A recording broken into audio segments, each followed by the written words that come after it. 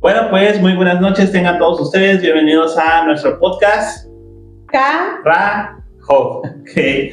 Muy bien, estamos platicando todavía en el nombre, pero bueno, ahí le llevamos, ¿no? Y pues estamos muy contentos y muy felices porque este ya es nuestro segundo programa. Hablamos mucho de varios temas el podcast pasado. La verdad estamos muy contentos por los comentarios positivos que hemos tenido y también por las sugerencias, ¿no? Pero pues ahí poco a poco, ¿no? No sé qué opinan ustedes en este caso. Sí, la verdad es que hemos recibido comentarios de todo tipo, muy buenos, críticas constructivas, que pues evidentemente van a ir fortaleciendo este podcast. El propósito es brindarles la mejor forma de trabajo de nosotros. Queremos que se familiaricen con nosotros y que también ustedes se sientan bien. El interés de las personas que nos conocen ya se logró. En el plano personal, estoy seguro que a cada uno de mis compañeros ya les pasó que alguien cercano, alguien que ya supo del proyecto, ya mostró interés. Pero el objetivo es ir más allá de los conocidos, y para ello pues requerimos del apoyo de cada uno de los que nos están viendo y escuchando. ¿De qué apoyo les hablo? Pues de compartir esta información, de compartir estos enlaces, de compartir estos videos, puesto que es así como se construyen las grandes estrellas famosas, ¿no? Entonces, pues yo insisto, a lo mejor el futuro no es la docencia, el futuro no es el consultorio, a lo mejor el futuro es vivir del pueblo, vivir de todos aquellos que tienen el interés en la psicología.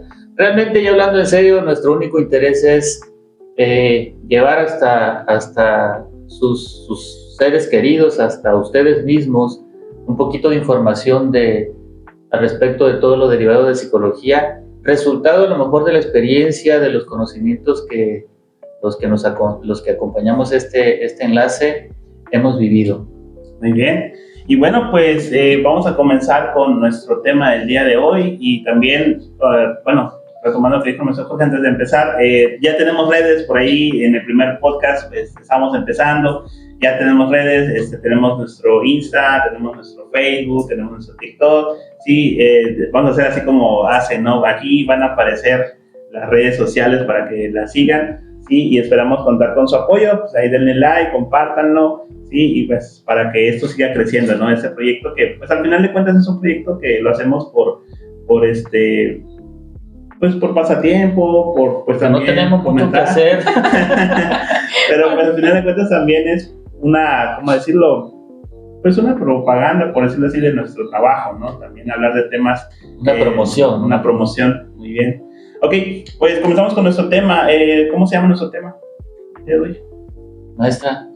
Es la regulación emocional. Vamos a aprender a cómo calmarnos. De hecho, el nombre de nuestro tema del día de hoy es el poder de la calma. Y precisamente es lo que vamos a estar platicando, cómo podemos nosotros llegar a calmarnos y no perder el control en muchas situaciones. Ok, vamos a preguntarnos aquí entre tres, ¿alguna vez ustedes se han tenido que calmar o alguna vez ustedes han pasado la situación donde dicen así de tengo que calmarme porque si no puede pasar algo grave? Miren, esa respuesta la voy a responder como muchas ocasiones he tenido la oportunidad de referirme en un foro a lo mejor de estudiantes o educativo o en una conferencia o muchas veces en diferentes escenarios. La mejor aportación de cada quien como profesional es gracias a las experiencias que como persona hemos vivido. Y esto es en alusión a la pregunta, ¿no? Claro que para poder enseñar algo a veces la manera más idónea es haberlo vivido. Aunque no es una regla, no tengo que ayudar a un adicto primero siendo adicto, ¿no? No tiene sentido. Pero hay cosas que son del día a día, y el tema de las emociones, el tema de la autorregulación emocional es un tema del día a día. Hablo de mí, seguramente lo hablo abiertamente en más de unos miles de veces, a lo mejor en toda mi vida he tenido que poner a prueba el tema de cómo calmarme, cómo tranquilizarme ante situaciones que están fuera de mi control. Y es que es interesante porque, por ejemplo, muchas personas, ¿no? Luego dicen, bueno, pero ¿cómo es posible si es psicólogo? Pues antes de ser psicólogos somos seres humanos, quiero decirles, y todos llegamos a perder el control de nuestras emociones en algún momento, y a veces cuando estamos pasando por situaciones difíciles, por nuestro estilo de crianza, por diferentes aspectos de la vida, llegamos a perder el control, y eso es normal. Es mentira que haya personas que se puedan controlar al 100%. Todos estamos aprendiendo y todos podemos perder el control en algún momento, pues, importante. Entonces, ¿sí hemos perdido el control una vez? Muchas. En mi caso, no sé, a ver, he de confesarles que siempre he gozado así como que de que mi contexto, tanto cuando fui niño, igual cuando he sido adulto, y en esta etapa de mi vida donde ya no soy ni adulto ni un niño, bueno, soy un adulto grande, siempre he gozado así como que de que me ubican como una persona muy tranquila, ¿sí? Revisando evidentemente mis peores momentos, sí puedo resaltar que a veces he hecho acopio de calmarme, de controlarme, pero creo, por las experiencias que conozco de pacientes y de personas a mi alrededor, que nunca a los extremos que sé que puede llegar a suceder, afortunadamente para mí, pero de que he hecho acopio de todas las estrategias que conozco para tranquilizarme, sí, seguramente sí lo he hecho. Y es que efectivamente, ¿no? Cuando nosotros utilizamos este tipo de estrategias para aplicarlas a uno mismo, sí, como que cuesta al principio un poquito, ¿no? Pero puede uno hacerlo, sin duda. Sin embargo, pues no quiere decir que realmente nosotros podamos hacerlo siempre, ¿verdad? A veces pasamos por situaciones difíciles que nos hacen perder el control en muchos momentos. Y a veces no hablamos nada más de que me enojé, que me peleé con alguien. No, podemos estar en una situación emocional, a lo mejor derivado de una situación, una depresión, ansiedad, etcétera, más en el momento nos sucede alguna otra situación, entonces ahí es donde podemos perder el control. Y no necesariamente hablamos de ira, por ejemplo, o agresividad, sino podemos hablar incluso de tristeza. Muchas personas tristemente han llegado a tomar malas decisiones en una situación como esta, todo por perder el control de sus emociones. Me llamaba la atención ahorita que decía el maestro, ¿no? Lo ven tranquilo y todo. A mí me han dicho que yo soy una persona muy paciente, pero también me han dicho que me ven como una persona que tengo mi carácter fuerte, y honestamente, pues sí, quienes me conocen saben que sí, tengo mi carácter un poco fuerte, pero trato de mantener la calma en muchos sentidos, ¿no? Me gusta ser una persona tranquila hasta cierto punto. Ok, en mi caso, pues fíjense que pareciera que, bueno, aquí vamos a hablar de dos conceptos, ¿no? O paciencia y calma, ¿no? Que pues van de la mano. En el caso de la paciencia, siento que es como un valor, una virtud que tuve que desarrollar prácticamente por obligación, porque pues prácticamente han pasado muchas situaciones en mi vida personal donde sí, o sea, conocí y conozco el concepto de ser paciente, de estar calmado, de no dejarse llevar tanto por las emociones, porque también, ¿no? Como todos pasamos por situaciones, pues ahora sí que nos ganó la emoción y pues terminamos haciendo cosas que pues hasta cierto punto no son errores, porque pues aprendimos sobre ellos, ¿no? Pero pues sí, nos cambia nuestra forma de pensar, ¿no? Y a veces uno dice, no, pues es que una persona más calmada, más paciente, ¿no? Es en teoría una persona más madura, pero pues sabemos que no siempre es así, ¿no? Pues también hemos encontrado a jóvenes, a niños, que a mí me sorprende, ¿no? La calma que ellos tienen, cómo toman las cosas, o en este caso la paciencia. Sabemos que hay cosas que, bueno, no podemos controlar, y entonces ahí es donde empezamos, ¿no? Con esta cuestión de la calma. Pero bueno, vamos a comenzar con este concepto. ¿Qué entendemos por calma, o qué sería calma para cada uno de nosotros? Bueno, me gustaría agregar algo. Bueno, comenzar con una pequeña definición. Realmente calma es una capacidad. Podemos relacionarla con temas que en psicología manejamos frecuentemente, como inteligencia emocional, autorregulación emocional o autorregulación afectiva. ¿Y qué es esto? pues la capacidad que tenemos los seres humanos para pasar de momentos críticos donde evidentemente algo puede haber un detonante, a lograr tranquilizarnos utilizando a veces estrategias, o a veces no hablamos de estrategias porque en la vida no todo es psicología, a veces es experiencia. Hay situaciones que, por ejemplo, en la comunicación, cuando las cosas no son como uno quisiera, o cuando alguien me está dando algo que no esperaba, como por ejemplo una noticia desafortunada o un conflicto que se está generando, pues evidentemente como una respuesta a veces hasta natural, puedo perder la paciencia o el control. Recuperarnos o volver a nuestros estados adecuados o en los que normalmente deberíamos encontrarnos la mayor parte del tiempo, pues es el resultado de experiencia y otros momentos como de aplicar estrategias, ¿sí?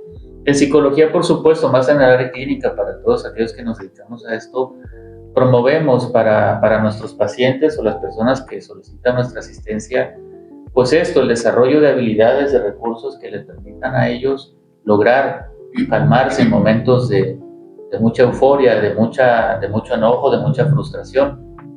Esto no es sencillo por diferentes factores. Estamos hablando aquí sí temas muy relacionados a la psicología como la personalidad, ¿sí? Como el desarrollo moral. Aquí es bien importante identificar qué está bien y qué está mal. Si yo no tengo la capacidad para reconocer un error, una equivocación, pues entonces lograr tranquilizarme casi va a ser tarea imposible, ¿no? Entonces, sí hay temas muy relacionados que pueden ayudar, que pueden favorecer para que las cosas pasen de muy, muy grande a algo normal en el que podemos tomar acuerdos, respirar pausada y tranquilamente, pensar en alternativas de solución a conflictos, etcétera, etcétera. Sí, es que es bien importante el hecho de que nosotros comprendamos lo que significa la palabra calmar, ¿no? Decía usted, tiene que ver mucho con la inteligencia emocional. Y precisamente, ¿qué es? Muchas personas se preguntan, bueno, ¿y qué es la inteligencia emocional? Esto es precisamente, o hace alusión a esa autorregulación de nuestras emociones. Y por ahí en alguna ocasión alguien me comentó, es que el cerebro tiene que ver con las emociones. Sí, sí tiene que ver con las emociones. Y más adelantito vamos a estar platicando acerca de eso, pero aquí el punto es que nosotros aprendamos precisamente a cómo controlarnos, a cómo calmarnos, a cómo experimentar a través de diferentes situaciones, como ya lo explicaba hace un momento, pues el hecho de que nosotros podamos comprender qué es lo que me está pasando primero, ¿sí? Si estoy enojada por una situación, bueno, comprender mi emoción para que entonces yo pueda tomar las riendas de mi emoción y pueda entonces empezar a autorregular esa emoción.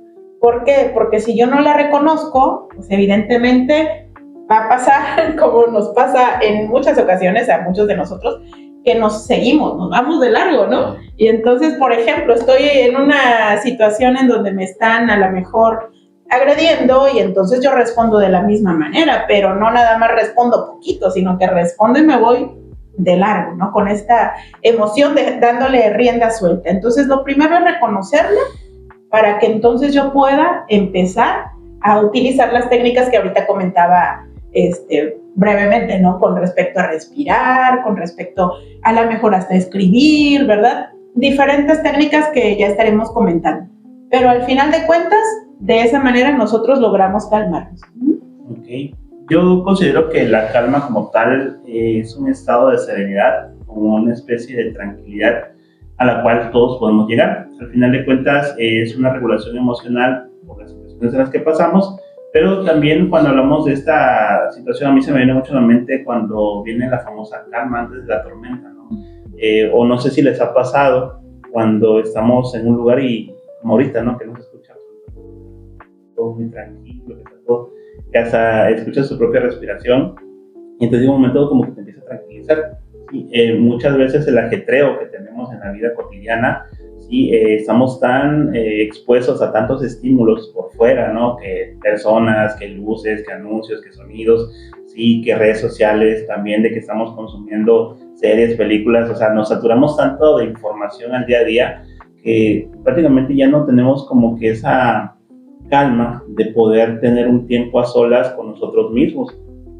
No sé si nos hemos dado cuenta o podemos preguntarle, o bueno, allá en casita pregunten si quiénes de ustedes han detenido un minuto a mirar hacia el cielo, a mirar las nubes y quedarse así como en una especie de que, a ver, vamos a ver un ratito, ¿no? O mirar hacia la naturaleza, porque como tenemos actualmente unas vidas muy ajetreadas, sí, como que pareciera que la calma, o al menos esta cuestión de seriedad la estamos perdiendo, ¿no? ¿Y cuál es el problema que yo veo? Es que como ya no lo podemos hacer de manera natural, ¿sí? Muchos jóvenes empiezan a recurrir a maneras, ¿cómo decirlo?, ¿no? A través de sustancias, ¿no? Que pues prácticamente da el mismo neurotransmisor, pero pues digamos que ya puede ser dañino al cuerpo. Sí, eso pasa mucho ahorita en la juventud. Buscamos salidas fáciles, ¿no? Ante situaciones en donde pudiéramos exactamente perder la calma. Y lo mejor es que, pues, nos las llevamos tranquilo, no pasa nada, pero sí nos apoyamos, como bien lo decía, ¿no? En sustancias o en actividades que no son apropiadas, etcétera, etcétera. Esta situación de aprender a reconocer nuestras emociones se vuelve una parte muy importante. Todos los seres humanos, absolutamente, somos emocionales. Y estoy diciendo todos los seres humanos somos emocionales. ¿Por qué? Porque sí o sí nos enojamos, nos alegramos, reímos, lloramos, etcétera, derivado de nuestras emociones. Pero cuando nosotros de alguna manera empezamos a perder ese control o esa calma de la que usted decía, y me gustó esta parte donde mencionaba tomarnos el tiempo, ¿no? Para mirar un poco al cielo. Incluso en lo personal, algo que disfruto mucho y me hace sentir bastante bien, se los comparto, es ir a la playa, caminar en la arena. A mí no me gusta meterme al mar, la verdad, tengo cierto respeto, pero me encanta caminar en la arena, sobre todo en la orilla de la playa, y eso me provee de una calma en realidad como muy pocas veces. Entonces, yo creo que cada uno de nosotros, si aprendemos a conocernos, vamos a poder encontrar eso que nos hace sentirnos bien y que nos puede ayudar a mantener precisamente esa calma, ¿no? Otra manera de entender esto, y me siento afortunado porque he orientado y he guiado a muchas personas a lograr este equilibrio, y me ha funcionado lo siguiente. Muchas veces creemos que, bueno, no creemos, lo primero es reconocer que a veces tenemos muchísimas cosas que hacer, somos personas muy ocupadas. Bueno, me refiero a todas aquellas que trabajamos, que tenemos muchas ocupaciones. Digo, habrá quienes tienen mucho tiempo libre, pero los que más padecen, los que más adolecen de estos momentos para estar en equilibrio, en calma, son aquellas que suelen tener muchas ocupaciones. Entonces a veces creemos que eliminar ocupaciones nos va a dar calma, pero ¿qué sucede? A veces eliminamos ocupaciones, se generan más preocupaciones. Entonces la estrategia que siento que a mí me ha funcionado es promover con las personas una mejor organización del tiempo y agregar, no quitar, agregar algunas actividades que sí compensen aquellas que nos mantienen muy, muy ocupados y muy frenéticos. ¿De qué actividades estamos hablando?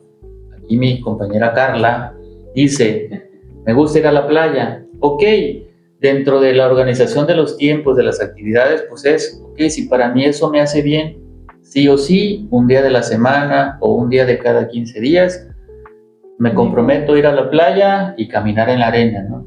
A lo mejor habrá otras personas que tienen mucho tiempo que dejaron de usar la guitarra, que un día aprendieron a tocarla, pero que las ocupaciones, la dinámica de la vida, siendo esposo, trabajador, siendo cualquier otro rol que desempeñen, ya le impiden tener tiempo para tocar guitarra. Y no quites nada de lo que haces si no puedes o no quieres, pero entonces agrégale un momento para tocar la guitarra. Entonces, este concepto diferente donde créanme que a veces ayudamos a las personas a replantearnos una posible solución cuando no tienen alternativas a la puerta, hace que esto cambie. Evidentemente, en términos técnicos, esto hablamos de reestructuración cognitiva, que es una técnica de psicología. Sin embargo, avalada o vinculada con acciones, con hechos que nos permiten que al tener estas actividades diferentes, pues nos den ese plus, esa inyección de energías que nos permiten mantenernos enfocados en lo que sí o sí tenemos que seguir haciendo. ¿Cómo qué? Como trabajar, por ejemplo. A veces encontramos que el trabajo nos estresa. ¿Y qué creen?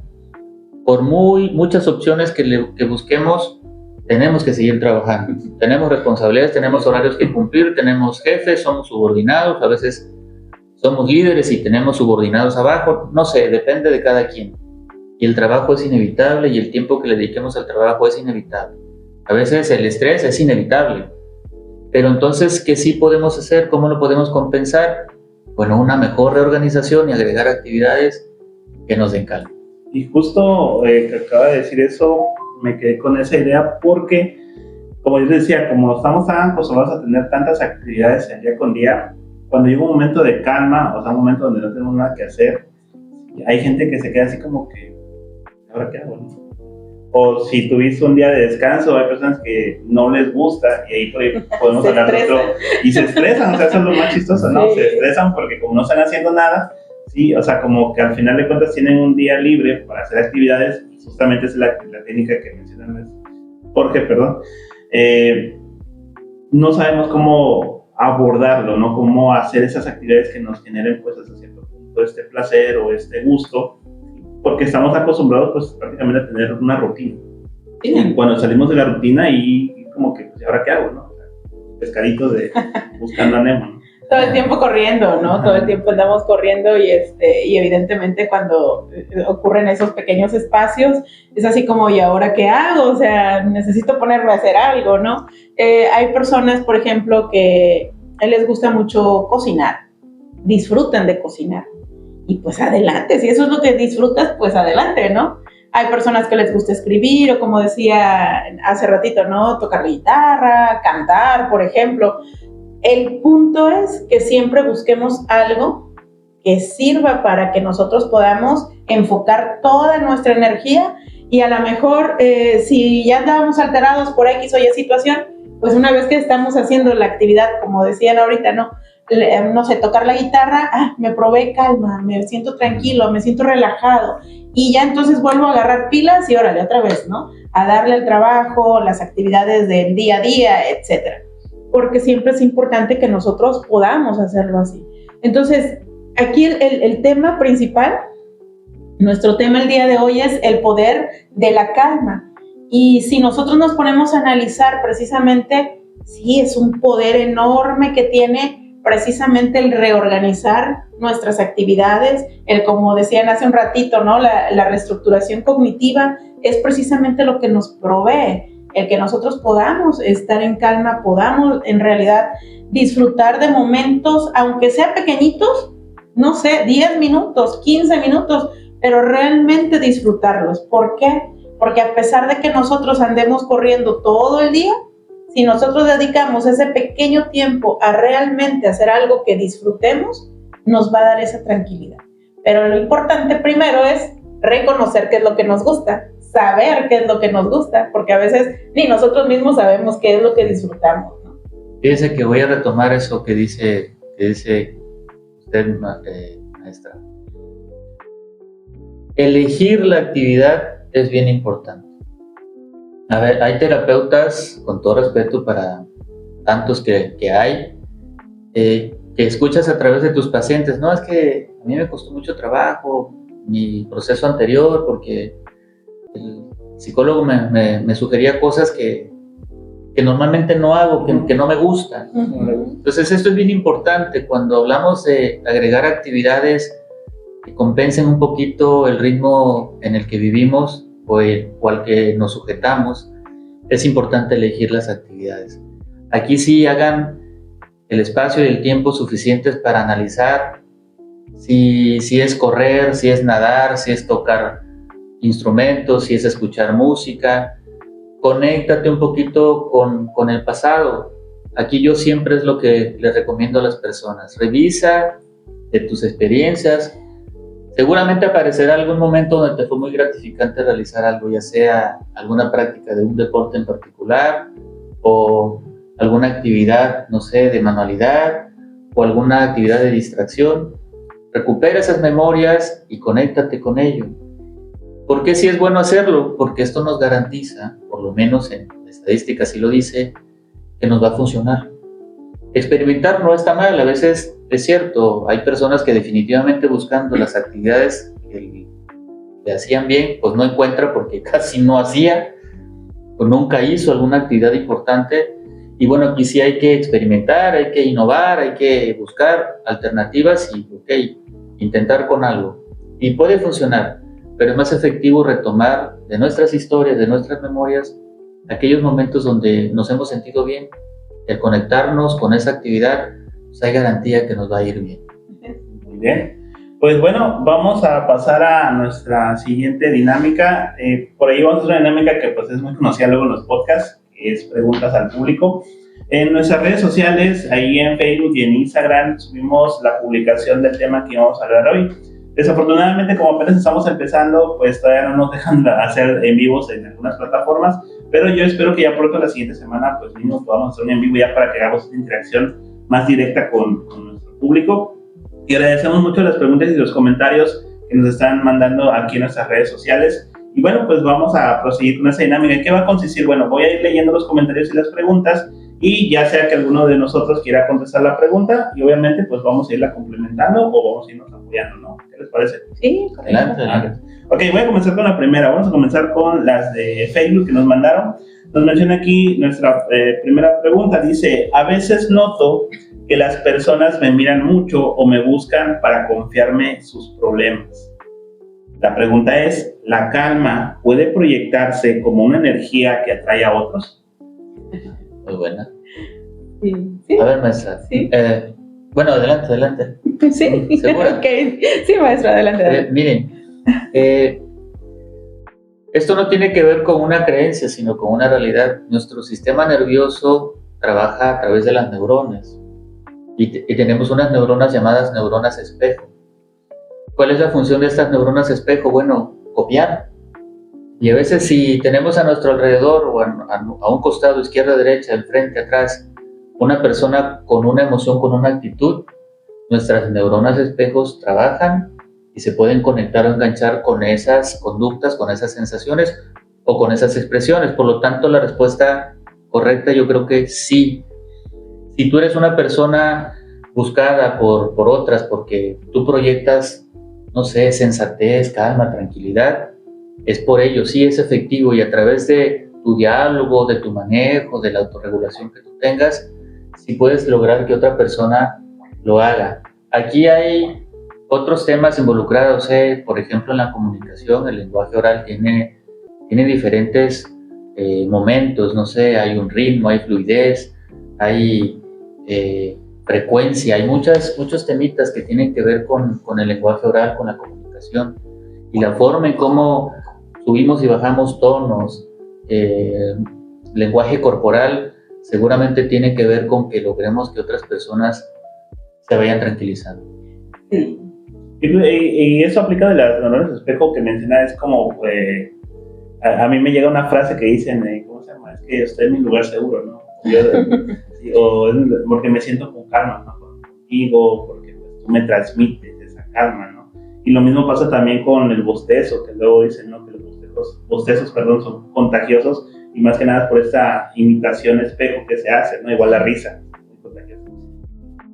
Sí, hasta aquí no sé si quieran hacer más. No, pues creo que lo explicó bastante bien, y efectivamente, ¿no? Luego atraemos personas precisamente por, como ya lo explicaba hace un momentito, las neuronas espejos. Bien importante. No quiero profundizar más en este tema porque creo que lo abordó muy bien el maestro. Y hay otras preguntas. Ok, vamos con la siguiente. Dice: muchas veces pensamos en la calma como solo como ausencia de ruido o estrés, pero la pregunta es: ¿cómo definirían ustedes el poder de la calma en medio de una situación difícil o de presión? ¿Y qué impacto real puede tener en las decisiones que tomamos? Qué interesante, ¿no? La pregunta, porque efectivamente cuando estamos pasando por una situación difícil, muchas personas pudieran pensar, es que es muy difícil mantener la calma, y es cierto, a veces pasamos por situaciones que nos hacen perder el control, decía hace un rato, a veces pasamos por ansiedad, por depresión, estamos viviendo situaciones muy difíciles y entonces se nos hace muy difícil precisamente mantener esa tranquilidad. Pero cuando nosotros hemos aprendido a conocernos, yo hace un momento mencionaba el reconocer nuestra emoción. Cuando nosotros aprendemos a conocernos, nosotros podemos aprender también a regular nuestras emociones. Y de ese momento difícil que nosotros estamos viviendo, poder aprender a sacarle provecho a la situación. Es decir, cambiar el contexto. No es como que podamos cambiar la situación, definitivamente, no sé, si hablamos de la pérdida de un ser querido, definitivamente no vamos a poder cambiar la situación, pero sí podemos aprender a reconocer la situación, a reconocer nuestras emociones y entonces a tratar de mantener esa calma. ¿Cómo? Bueno, pues mencionamos hace un rato algunas técnicas que pudiéramos utilizar. A veces pareciera tan sencillo cuando recomendamos, por ejemplo, las técnicas de respiración, ¿no? Pero son técnicas de respiración que están hechas efectivamente para calmarnos. Hablaba hace un rato acerca de las neuronas. Bueno, también nuestro sistema nervioso se compone de dos partes bien importantes, nuestro sistema nervioso central, ¿no? Y entonces, cuando nosotros aprendemos a regular nuestra respiración, calmamos nuestro sistema nervioso. Y al calmar nuestro sistema nervioso, por ende, vamos a poder regular nuestras emociones, básicamente. Aquí hay un punto bien importante en la pregunta. No sé quién la hizo, pero es una muy buena pregunta. Pareciera que calma lo relacionamos con no hacer nada, quedarnos estáticos, quedarnos casi como en el juego de nuestra infancia, ¿no? Momia, y que te quedabas sin hacer nada. No. Aquí hay que salirnos de esa mala concepción. Estar en calma es lograr resolver lo que anteriormente no podíamos.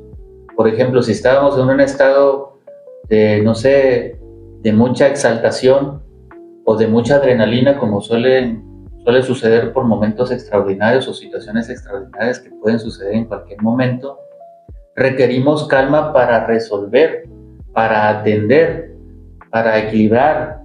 Y calma puede significar que tenga yo que hablar, que tenga yo que hacer, pero a lo mejor en una velocidad diferente, en una velocidad que me permita considerar, no sé, todo el entorno, las situaciones de riesgo, factores que si ya estaban fuera de control en algún momento, si no me doy cuenta, mi acción puede poner más elementos fuera de control y se pueden convertir factores de riesgo que no estaban considerados antes. Entonces, un estado de calma es como ser asertivo.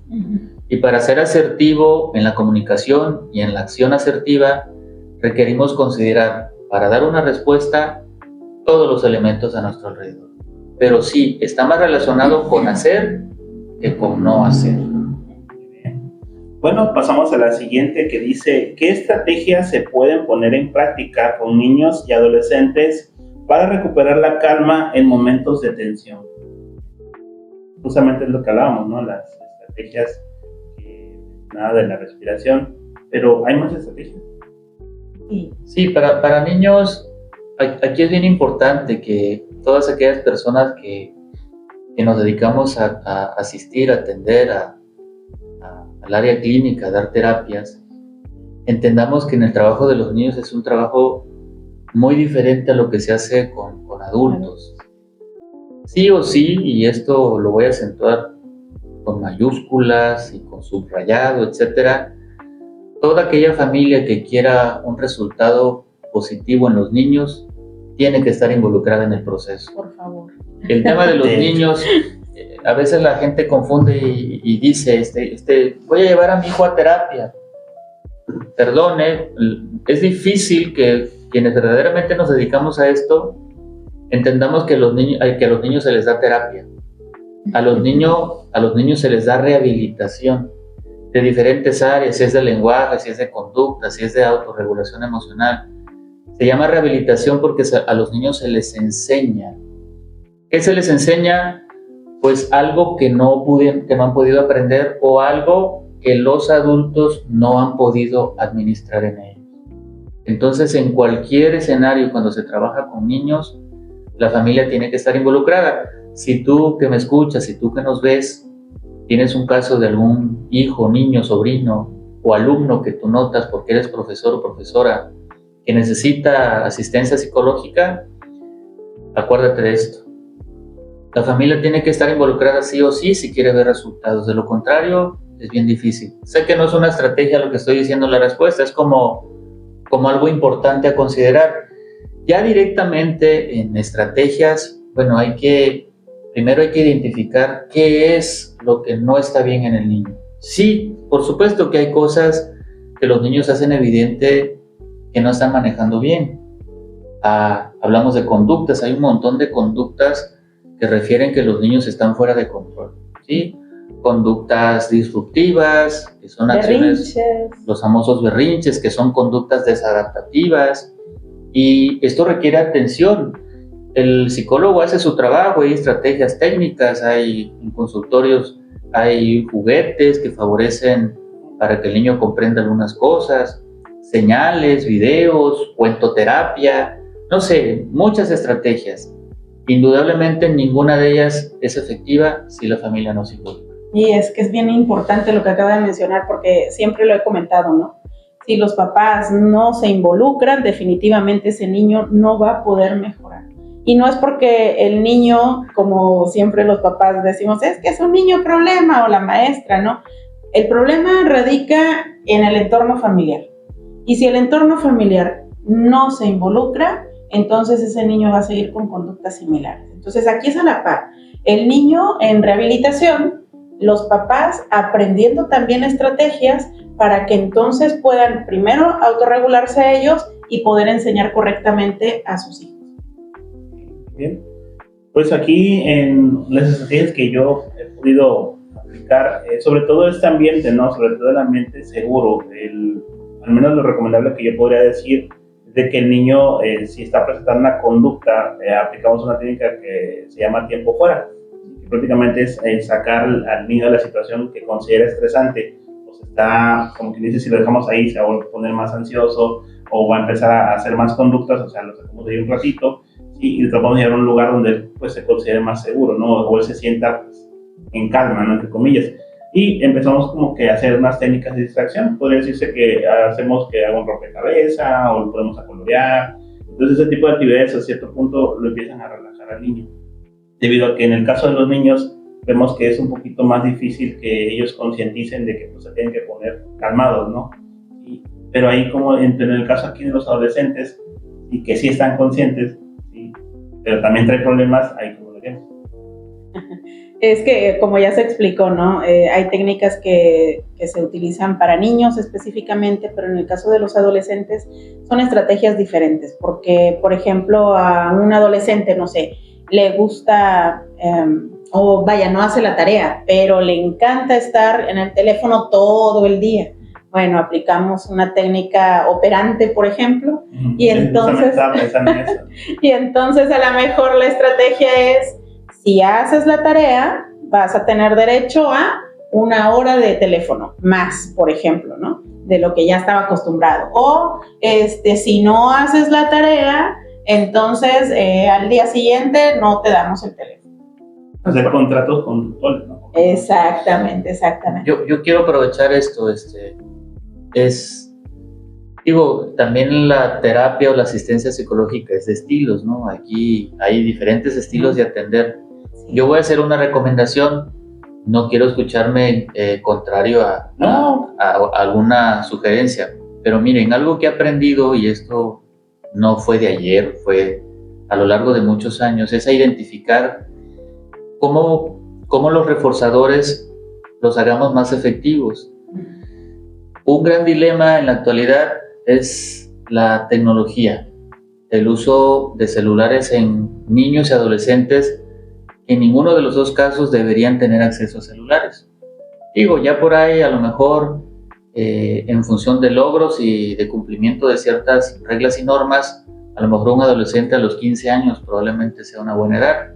Sabemos que eso es como un ideal que estamos lejísimos, porque hoy hay niños de primaria, de primer grado, que tienen teléfono, Sí. que está muy mal.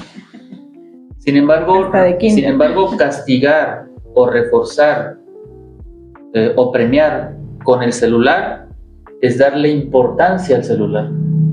Entonces, quitemos este tema de andar negociando horas en el celular o castigando con menos horas en el celular, porque entonces estamos diciendo el celular es muy importante y le estamos dando un peso específico al celular que no debería de tener. Sí, está bien, si ya se usa el celular, bueno, pues no está de más, le quito tiempo, ¿no? Pero si se acuerdan de este podcast, a lo mejor como una ocurrencia, como una innovación, pues quiten otros privilegios como castigo, ¿no? Pero como si lo manejamos como reforzadores, bueno, puede ser un reforzador negativo, le asignamos una responsabilidad que a él le desagrade, ¿sí? Y en automático a lo mejor él dice, no, esto no me gusta, y podemos autorregular o ayudarle a él a autorregular ciertas conductas que no están bien. Esta es una sugerencia que créanme, cuando ya yo la he explicado, ha sido bien recibida, porque sí, como que la gente, los adultos, entendemos esto, que no está bien darle una importancia al celular. A un aparato tecnológico, Así ¿no? Algo que en la aplicación de técnicas precisamente, que siempre coincide que a los jóvenes no les gusta, y digo, vemos también adultos, la verdad, que no nos gusta lavar trastes, por ejemplo. Entonces eso aplica, ¿no? También como parte de un reforzador negativo, ok, no hiciste la tarea, te toca lavar los trastes, ¿no? Por ejemplo. Entonces ese tipo de estrategias son algunas de las que podemos utilizar. El ejemplo de las cuestiones tecnológicas, tristemente, todos, la gran mayoría de los adolescentes, de verdad no me da miedo decir todos, utilizan el teléfono celular. Sí, están todo el tiempo metidos con ellos. Bueno, seguimos con la siguiente pregunta porque ya no nos queda mucho tiempo. Vamos a leer unas más. Dice, ¿la calma siempre puede ayudar a resolver problemas y conflictos? ¿O hay situaciones en las que reaccionar de forma más enérgica es necesaria para lograr un cambio real? La calma es necesaria para resolver muchas cosas, pero no es la clave. No, a veces sí, tenemos que entender que hay escenarios o situaciones que nos exigen una acción en la que tengamos inclusive que apresurarnos, que correr. Hay situaciones extraordinarias que de ser pasivos, no sé, se termina de incendiar la casa, se termina de echar a perder algo que a lo mejor si reaccionamos a tiempo se puede evitar. No, aquí hay que entender que la calma es un momento, es una situación necesaria cuando nuestra vida ha llegado a situaciones donde no sabemos, no podemos parar y no sabemos ni siquiera cómo hacerlo. Entonces es un recurso, pero que aplica en un escenario en particular, no para creer que a través de la calma vamos a resolver absolutamente todo, no. A veces hay que actuar y hay que actuar inmediatamente. Sí, es que el contexto en el que nosotros estemos va a depender mucho de cómo nosotros reaccionemos, ¿no? Lo decía bien, la calma, al final de cuentas, que aunque todos quisiéramos vivir en calma todo el tiempo, no es así. Y hay situaciones que nos llevan a tomar decisiones o actuar de manera inmediata ante ciertas circunstancias, como ya lo mencionaba, pero eso no hace que también nosotros digamos ya perdí el control o perdí la calma. Por ejemplo, podemos estar calmados, pero actuar de manera rápida, de manera a lo mejor un poco enérgica, aunque estemos nosotros calmados. Ojo, no significa el ser una persona que quiera dejar las cosas en claro, no significa que estés perdiendo la calma, ¿no? Exactamente. Ok, vamos con otra pregunta. Eso se me hizo muy interesante. Dice, ¿qué tan difícil o fácil es lograr la calma en personas con ansiedad que no tienen medicación? El poder de esta es increíble, ciertamente, pero lograrlo en ese tipo de personas cuesta. Saludos. Hoy quisiéramos que todas las técnicas conocidas sirvieran para cualquier persona. Sí. Yo algo que he aprendido y es en base a muchas experiencias con diferentes pacientes es que hay que elegir la técnica y la estrategia adecuada dependiendo de la persona. A algunas les funciona mucho una en particular y a otras definitivamente no. Depende, para hacer la recomendación adecuada, tener una lectura del contexto de la persona. A qué se dedica, las actividades, la relación con su entorno, las relaciones sociales. O sea, tener una buena anamnesis va a asegurarnos que las estrategias que nosotros vayamos seleccionando sean recursos que la persona pueda administrar y que le resulte eficaz. Técnicas hay muchas. La mayoría están relacionadas con una mejor respiración. Recordemos que ante un ataque de ansiedad, pues nuestro sistema nervioso lee que está fuera de control. No sabe reaccionar adecuadamente ante cualquier N cantidad de estímulos. Entonces, recuperar el autocontrol a través de una buena autorregulación puede ser efectivo dependiendo la técnica utilizada. Y es que, como mencionábamos anteriormente, ¿no? Todas las personas somos diferentes. Y si nosotros queremos aplicar como receta de cocina, ¿no?, en todas las personas en la misma técnica, definitivamente no vamos a obtener resultados.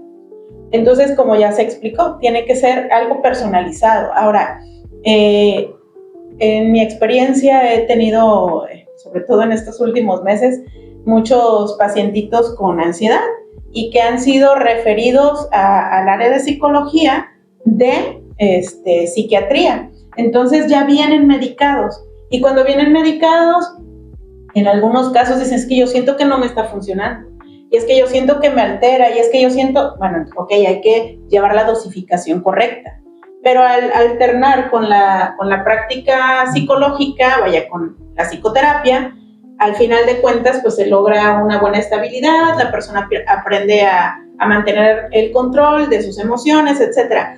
Pero cuando viene sin medicamento, hay personas que les cuesta un poquito más de trabajo, pero hay personas que no necesariamente utilizan medicamento. Acuérdense que también tenemos que ver el nivel en el que se encuentra de ansiedad la persona, ¿no?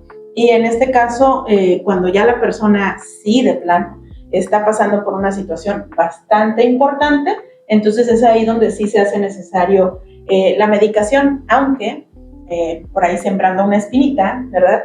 Hay estudios recientes que están en función ahorita que están demostrando que no necesariamente requerimos del apoyo farmacológico para un tratamiento, por ejemplo, de ansiedad, pero esto sigue en estudio. Mira, aquí es importante, compañeros, que al respecto de la medicación, los clínicos, por ejemplo, los que nos dedicamos a esto, no sé, he conocido a muchos en lo personal y también a través de redes sociales que hacen lo que estamos haciendo nosotros, ¿no? No he escuchado a alguno que se oponga a la medicación tajantemente. Pueden sugerir como alternativas que pueden favorecer una mejor manera de vivir para personas que tienen ansiedad. Sin embargo, durante mucho tiempo, a muchas personas una buena medicación les ha favorecido.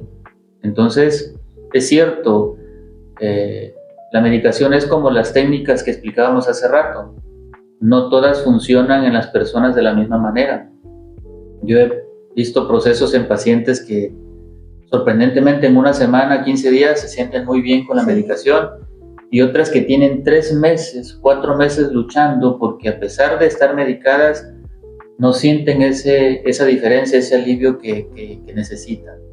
Entonces este es un tema importante. Acompañar a una persona que tiene un proceso farmacológico es de vital importancia, pero hacerlo bien, y para esto se requiere preparación. Afortunadamente en formación hoy profesional para estudiantes ya existen materias que tienen que ver con psicofarmacología.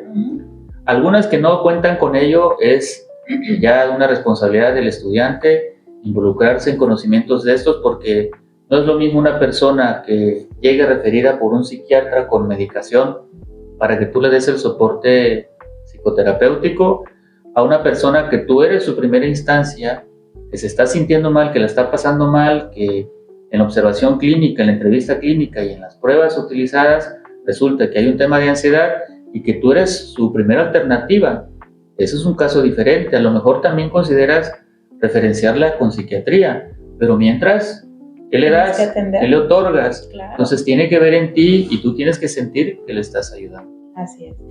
Algo que quisiera aquí hacer un pequeño paréntesis. Ojo que lo que acabo de comentar con respecto a los estudios que se están haciendo en cuanto a la farmacología, el apoyo farmacológico, perdón, es en relación exclusivamente para la ansiedad, ¿sí? No para cualquier otro trastorno. Así es de que todos los trastornos que requieren apoyo farmacológico, sin duda, es importante que cada persona lleve su tratamiento como debe ser, ¿sí? Estamos todavía, o están, perdón, yo no estoy haciendo esos estudios, pero está todavía en estudios acerca de cómo manejar la ansiedad como apoyo farmacológico. Bueno, pues ya tenemos más preguntas, la verdad, pero ya por cuestión de tiempo. Pero sí vamos a contestar una última, ¿qué les parece ya para cerrar? Okay. Dice, ¿qué tipo de técnicas y dinámicas son recomendables aplicar en los grupos escolares de adolescentes y jóvenes y que ellos puedan aprender y experimentar sobre su propia calma? Y pues básicamente hay muchas, ya las mencionamos anteriormente, pero aquí pues es básicamente ellos trabajan su inteligencia emocional. Hay ciertos conflictos que se pueden crear de manera productiva, entre comillas, pero hay que tener mucho cuidado al hacer ese tipo de conflictos porque pues, puede ser contraproducente. Pero también poner en contexto o en situaciones donde los hagamos pues, pensar o razonar y qué harías tú en esa situación, cómo lo harías, ¿sí? Cómo lo involucrarías, y posiblemente en un principio te empiecen a decir, no, pues tomar decisiones muy, ¿cómo se llama? Pues a la ahí se va, ¿no? Porque pues, la ven así como que muy normal, pero el chiste es llegar a ese pensamiento crítico, a esa concientización, bueno, sí es cierto, tienes razón, ¿no? ¿Qué haría yo en esa situación? ¿Cómo lo resolvería? Sabemos que todo lo que hacemos o lo que suponemos en la vida real no siempre pasa exactamente igual, pero sí nos da una ventana para ver más o menos cómo nosotros podemos desenvolver en el futuro y posiblemente en las situaciones donde nos encontremos y pues llevar a práctica, ¿no? O sea, no me acuerdo de todo, pero pues mínimo sé que puedo hacer esto. Sí, es bien importante la situación de la inteligencia emocional. Muchas personas dirán, uy, ¿qué es la inteligencia emocional? Hemos escuchado hablar mucho de la inteligencia emocional, pero ¿qué es la inteligencia emocional? Bueno, precisamente el saber reaccionar ante diversas situaciones. Hemos estado comentando, ¿no? El reconocimiento de las emociones, que es uno de los primeros pasos, y cuando nosotros lo reconocemos, entonces podemos pues, buscar la manera de reaccionar ante esa situación. Si reaccionamos, ya hemos conceptualizado lo que es calma, si reaccionamos hasta cierto punto con esa calma, esa regulación emocional, pues bueno, estamos actuando de una manera inteligente. Pero si somos de aquellas personas que comúnmente se dice, no, es que son un cerillito, bueno, entonces nos estamos dejando llevar precisamente por nuestras emociones y no estamos actuando de ninguna manera inteligentemente. Una otra manera de responder la pregunta sobre adolescentes y cómo ayudarles a manejar sus emociones depende también del contexto. Si es un contexto clínico, bueno, hay muchas estrategias que le funcionan a los adultos que son efectivas para adolescentes. Volvemos al punto de las técnicas de respiración o técnicas de relajación. Hay desde la respiración, desde sensibilización sistemática, que suele ser muy efectiva, relajación muscular progresiva, respiración diafragmática, no sé, ahí puede haber una lista enorme de técnicas. En entornos escolares, que por ejemplo yo actualmente trabajo para una escuela, tiene preescolar, primaria, secundaria y prepa, una manera muy efectiva es realizar talleres. En los talleres, que deben ser muy dinámicos, se hacen actividades, no sé, como por ejemplo juego de roles, donde se favorece una mejor comunicación afectiva, fantasías guiadas a través de uso de estímulos como la música, como un escenario adecuado, ejercicios donde ellos puedan expresarse en comunicación y corporalmente, como un psicodrama, un sociodrama. O sea, sí hay una serie de cosas que podemos favorecer o fomentar a niños y adolescentes para mejorar el tema de la autorregulación. Pues bueno, compañeros, espero que les haya gustado nuestro podcast. Ya por eso damos por terminado. Una disculpa por ahí a las otras preguntas que no pudimos llegar a leer, porque ahora sí que ya se nos acabó el tiempo. No sé si quieren agregar una última cosa ya para cerrar. Pues que en otra ocasión vamos a contestar esas preguntas pendientes seguramente. Nos dio mucho gusto que nos hayan podido acompañar y pues bueno, es un tema muy interesante esta cuestión de las emociones. Vaya, es nuestro día a día como psicólogos y la verdad es que es fascinante poder trabajar con esto. Si tú hoy en día no tienes ningún problema para calmarte después de un momento difícil o una situación adversa, qué bueno, felicidades. Si tú no tienes esa capacidad, no te preocupes. Estos espacios pueden ayudarte un poco. De manera particular, tienes que ser responsable y solicitar asistencia si lo requieres. Siempre es bueno reconocer cuando las cosas son difíciles. Es el primer paso, pero no es el único. Lo que sigue también es igual de importante, que es hacer algo al respecto. Muchísimas gracias por tu atención. Síguenos, invita a tus familiares a que se conecten con nosotros, a que nos sigan en TikTok, en Instagram, en Facebook. Seguramente algún beneficio va a recibir al hacerlo. Muy bien, y bueno, pues yo creo que ya la siguiente sesión, o el psicopodcast, vamos a llamarla así, ¿no? Psicopodcast, lo vamos a hacer ya en un vivo. Yo creo que ya vamos a hacer un vivo para ver si ahora sí interactuar como dijimos en principio. Pero bueno, pues por el momento se nos acabó el tiempo. Muchísimas gracias a todos. Se despiden su amigo Ramón, Carla, Jorge. Y juntos somos el podcast Carajo. Carajo. Carajo.